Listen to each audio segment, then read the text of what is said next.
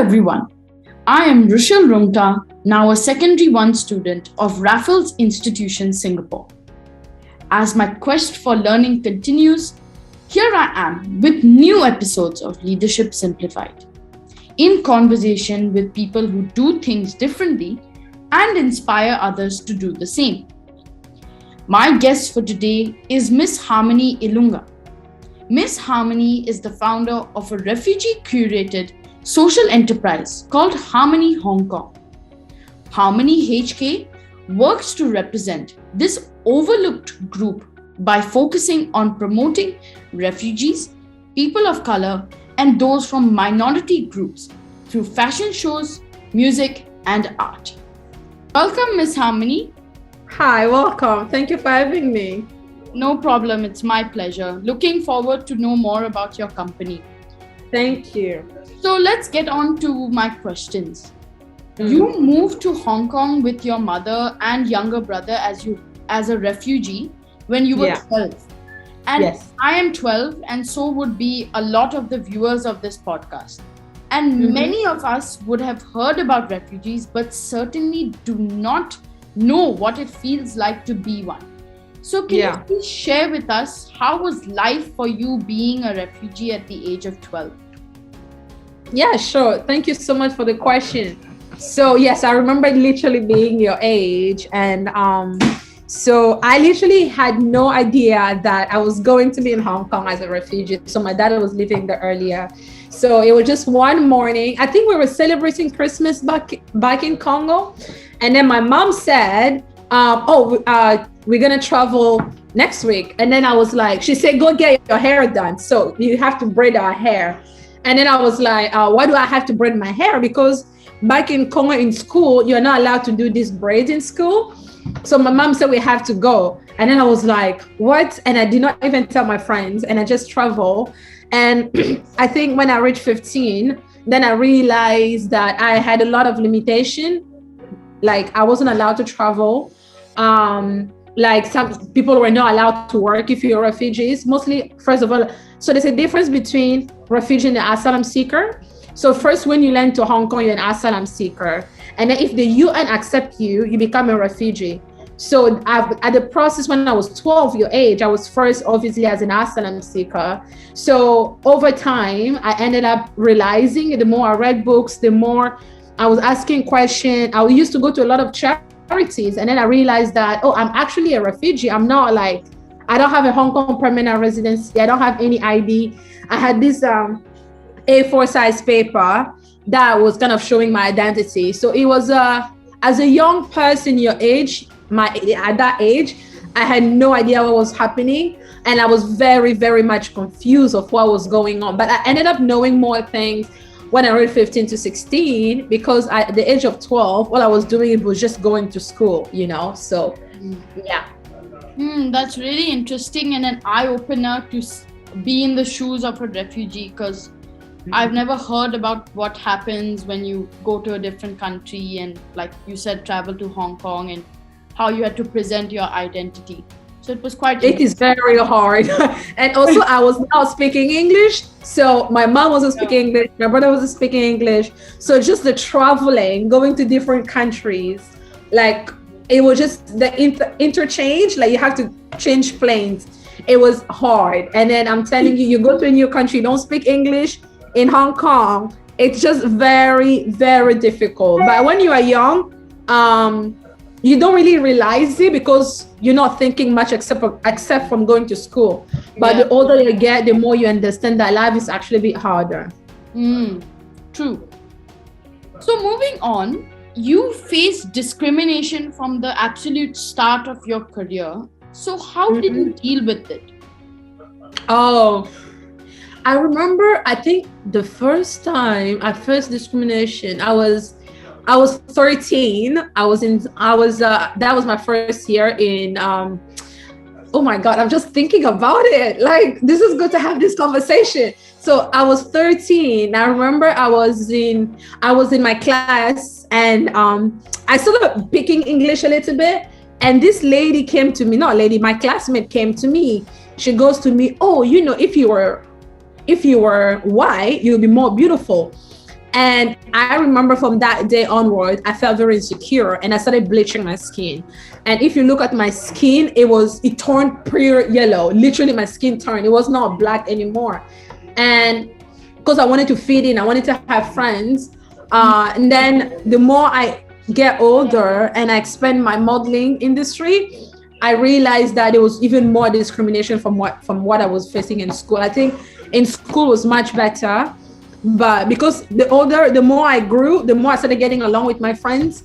But outside school, it was more intense because people would tell you like in your face that we don't want you because of your skin color and all that. It can be a very hard thing, but then I think I've gained strength. I become very strong, I become very strong and I have to deal with it every single day. But it's something hard to explain it, but it takes a lot of confidence. And also I had some amazing friends.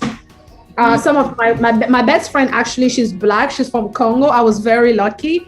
So I ended up meeting her in high school and now we are best friends. So at least I had somebody, but growing up as a person of color in school, it has never been easy.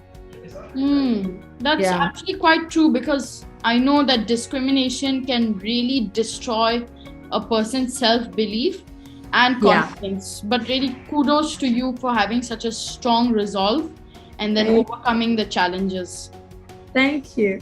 So, and really, I mean, it's good to have a friend by your side, really. Yes, you need somebody to talk to, that because like even teacher couldn't help, some of them were being racist themselves. So you're like, but I got people that was happy, that was there for me. So I'm very thankful for that.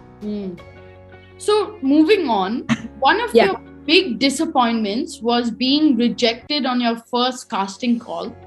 And not only were you determined to overcome this failure, but you also took the challenge to a different level so that others like you would never have to face the same challenge. And as kids, with the help of our teachers and parents, we learn to overcome failures. But how does one develop the passion for doing things so that others do not fail? I think I tried to this is a good question. I think I tried to put myself, I tried to think. I think when I started my work, I was in my first year of college. There we go. I was in my first year of college, and I remember, I think I was 19. I remember just being rejected, and then I think the courage came from being exhausted and kind of like always asking people that I need help. And I felt like nobody was kind of helping me in the way I wanted to. And I think the most important thing that made me to create the platform was I did not want people to go through what I want. So I wanted to treat people the way I wanted to be treated when I was young, when I was trying to first start my modeling career. So by doing that, by trying to, how can I put it? By trying to be able to understand other people's pain. And I felt like there was a lack of representation for people that look like me. And then the more sometimes I talk to people did not have the courage. People didn't know where to start. And to be honest with you, I had no idea as well how to start it. But because I was so motivated on creating a platform, my whole goal was that I want people like me to be seen. I want us to be celebrated. And I think I had some friends. I had some of my team members that I went to talk to. And obviously I have some mentors. If you look at our website, you will see some of those mentors. So I had some of those mentors that were able to help me and encourage me to move forward. Because you have a great idea, but then you need a great team. You need a great team because like one person, you can't do everything. The power of a teamwork helps a lot. And I'm so happy that there were people that even believed in me to even trust to be in expanding my idea. That's really a true mark of a leader and something I need to take note of and work on. And as you said, having people beside you, like a team, mentors, is really helpful when you're starting something new. So on the same lines, how did you start your agency? Like, how did you persuade people to join your agency? Was it difficult to convince them that your idea would work? Sorry, I think it started because I feel I had no idea that the idea I had will convince a lot of people. So first, how I started everything is I wanted to do a show in the club because it had never happened before.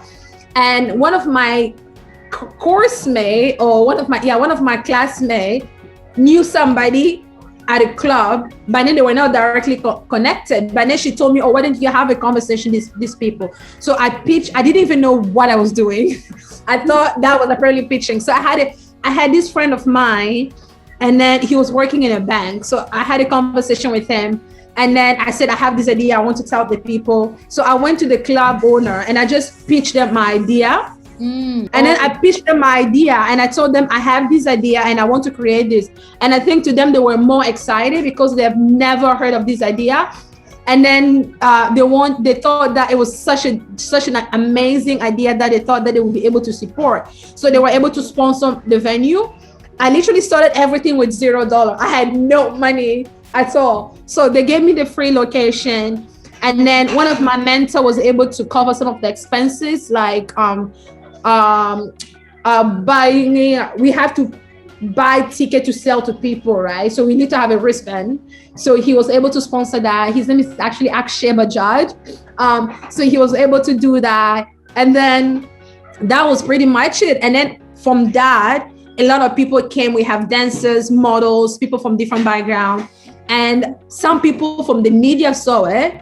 And then the more I started getting more media exposure, that's how things started evolving. But obviously, I always wanted to do the agency. And 1.5 years later, I decided that my team and I will launch the modeling agency, because we first started by doing fashion shows twice a year. Then later we become now to doing an agency. But then obviously due to COVID, we cannot do fashion show anymore. But hopefully next time. But for now, the agency is the one that's growing. Yeah. Really? Sorry. I thought you asked me, how did I find people? The people that I asked were people that I knew, my friends. And then the more people came, they heard about us and people started kind of coming over. And sometime now, what I used to do is I will run out to random people. I will ask them, do you want to join my agency? So that's how I do it now. Yeah, it's really great that you found like-minded people, like people who are also looking for ideas similar to yours. Yeah. But were there any like separate people who said, no, I think this idea will never work, or who just were not for the idea? Were there any people like that? I think I had people that did not believe in me. I have had people, obviously. I remember walking to some people and telling them, some people thought I was crazy. Some people didn't even care. Some people were just not, they didn't want to look, they didn't even believe in my idea, you know? And I remember telling them and trying to pitch to them. And I felt like some people thought I was a bit crazy or I'm too ambitious. So people told me that I am too ambitious. I'm too much ambitious and that I need to tone it down a little bit. I'm too young, I should focus in school and I should not be too optimistic. And I know those people, and I think those were the people that I was trying to prove wrong, literally. Yeah, even me as when I was in primary school, I have been in situations where convincing people about a new idea was not easy at all. But in the end, when you actually convince them, it's really satisfying. Or as you said, prove some people wrong. It's really satisfying. So moving on, how would you describe your feelings when you see people who were traditionally overlooked but now have now become successful with your assistance, for example, become a good model? Like, how would you describe that feeling? Oh, I feel the most happiest person. I feel like this just made me realize there's a reason why I started what I started, because I think I felt so excited now that there are models that people will look at them and then they started with us. and now they're working with big brands, and the fact that we are now working with big brands compared to when we started. And I think those are just one of the, it's a kind of satisfaction that brings in your heart that I don't even know how to explain it, but it just makes me happy in a way. I think it's just satisfaction, and I think seeing people, I don't know, I think it's just about people being heard and being seen. And to me, it's just a satisfaction that I get that I saw this person, now we are working with this model, now she's very successful or he's very successful, and now we are working with big brands, which if somebody told me that this would have been happening when I started Harmony HK, I would have said, oh no, that's impossible. But I think this just teaches me why it is very important to start with your goal and your dream and whatever you have, and just do not let anybody or anything just stop you, like, yes. As long as you're alive, you're able to go for your dream as hard as you can. So that's what I would definitely say to myself. That must have been a really incredible feeling, and I truly hope all of us can really do something to make a difference to other people's lives. And then when you see the result of all your work, that satisfaction is really nice. So on to the sixth question. When you started this company, you did something very vastly different that nobody would have even thought about. So what advice would you give to people who would like to do something different, but are not sure about it? Like they don't have a plan and they are worried about how to implement them. So to understand your question, you're asking how was I able to do what I did, or? That you can talk about that, but generally, like, what tips would you give to somebody who wants to do something different, but they are not sure about the idea? Just to be honest with you, just here's the thing. When I started, I had an idea. I knew what I wanted. What I wanted was to create a platform for people of color, people that look like me, people that lack platform, for minority. That was my goal. That's what I wanted. But to be honest with you, did I know what I was doing? I did not know. And I knew what I wanted, but I didn't know what I was doing 100%. But as I did every single step, everything I did, I've learned from that. And have I made mistake? I've made ton of mistake. Have I upset people? I've upset people. When I work, I'm very, very different. I don't mess around. I am very straight to the point, and I'm very focused. I can obviously upset people. But one thing that I've learned is I've learned from my mistake. I have adapted from that and I've moved forward. But one thing I always say that the tips here is, if you know what you want out of something, go for it. And you don't have to worry about how many mistakes am I gonna make? Am I gonna be able to make it? Like, as I said, I had no money, and the goal was not for money. The goal was just to create a platform, right? But then as time goes by, I knew what I wanted, which was always to create a platform. And the goal has been always the same. The mission has always been the same. However, did I know what I was doing? Did I get everything perfect? I did not. I will be lying to you if I tell you right now that I knew what I was doing. I did not know, but I have amazing support from my team. I had amazing support from my mentors. I have amazing support from friends and families that literally made me to now, even people knowing what Harmony HK is, or people knowing who my name is. It's because of like a lot of mistakes I've made, a lot of things I've learned step by step, and also just having a great network around me.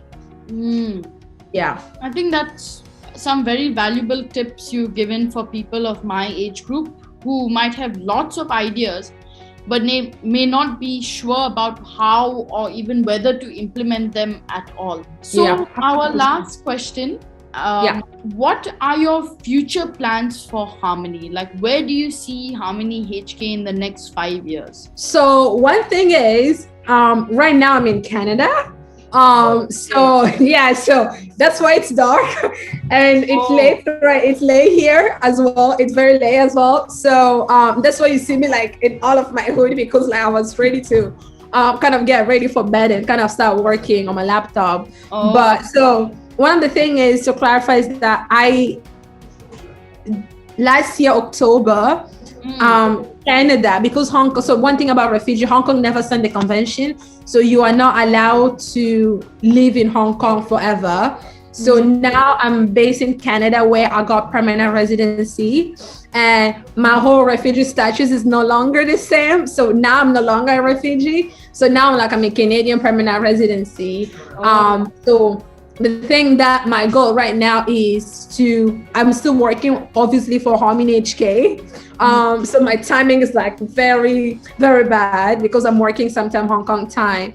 The goal for Harmony HK now, the fact that I am able to travel, because before I was not able to travel, but the fact that now I'm able to travel, my goal is to expand it here and in other part of Asia. I'm just very excited to explore Asia, where I want to promote diversity and inclusion, and also just see what the world get out there for me. Like, the goal was always to expand Harmony HK internationally.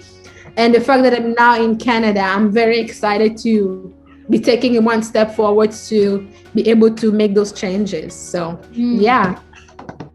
That's really a lot you have on your plate, and I really admire you for your vision for the company. And it would be nice to have Harmony HK in Singapore one day. So, yes, I had a conversation with a friend. I had a conversation with one friend. I said, okay, so I want to be able to do that. How do we have a conversation and make it happen? You know, it was like, yeah, of course, we had a few talks, but definitely my goal is to be in Singapore, Japan, Shanghai, Shenzhen. Yeah. I really want to be able to expand it in Asia, but finger crossed, let's see how things goes. Maybe one day when I'm in Singapore, I'll give you a text and I'll tell you I'm here. So we'll definitely keep in touch. Sure. Yeah. So I really wish you all the best with that. And that was indeed a very enriching session where you have given some valuable insights about yourself and your company. So now, to get to know you even better, let's segment of rapid fire questions. Okay, no problem. So you have about 5 seconds to answer each question, and I will prompt you once your time is up. Shall we begin? Okay. Yes, I'm ready. Okay. So, which is your favorite cuisine or food item? Chicken. First place that you would travel to if there was no COVID? Oh my God, this is hard. Bali? Oh, interesting. Yeah, Bali, Indonesia. Would you rather be the richest person or the most famous person? Richest person. A book that you would recommend reading? Tuesday with Morris by Mitch Albom. Okay. Favorite book. Everybody must read it. Okay, I'll take note of that. Yes. And if you had to choose another career, what would it be?